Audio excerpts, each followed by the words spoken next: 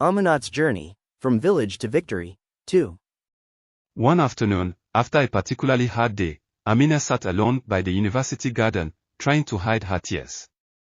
That was when a voice spoke up. "Are you okay?" Startled, she looked up to see a tall young man standing beside her.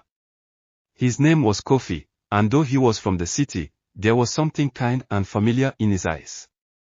He sat down next to her, not pressuring her to speak, just offering his quiet company. After a while, Amina opened up about her struggles, the bullying, the feeling of being out of place, the constant pressure to prove herself in a world so different from her own.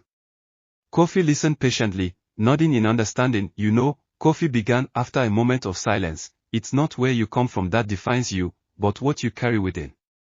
You're here because you earned your place. Don't let them take that away from you." Amina wiped her tears, feeling a small flicker of hope. "But how do I deal with them? They laugh at everything I do. I feel so different." Kofi smiled.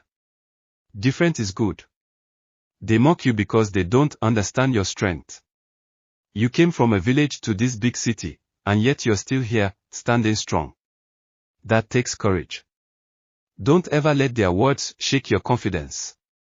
You belong here, just as much as anyone else." From that day on, Kofi became a constant source of encouragement for Amina. Whenever the other students would try to bring her down, she would hear Kofi's words in her mind, reminding her of her strength. Slowly, she started to hold her head higher.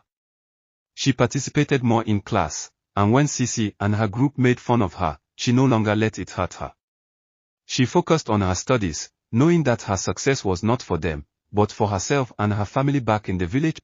One day, Amina gave a presentation in front of the entire class. She spoke with confidence and grace, her voice steady, her thoughts clear.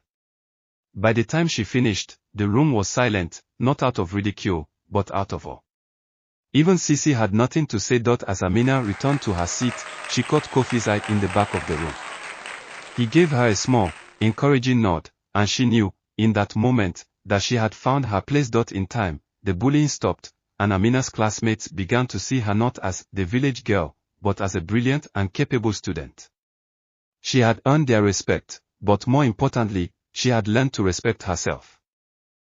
Amina went on to graduate with top honors, her scholarship and hard work carrying her all the way to success. She returned to her village not just as a daughter, but as a role model, someone who had conquered the challenges of both the city and the university, and through it all, she never forgot Kofi's words, "It's not where you come from that defines you, but what you carry within." In the years to come, Amina helped many others like herself, village girls with big dreams, find their place in the world.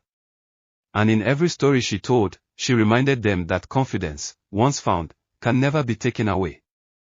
The end.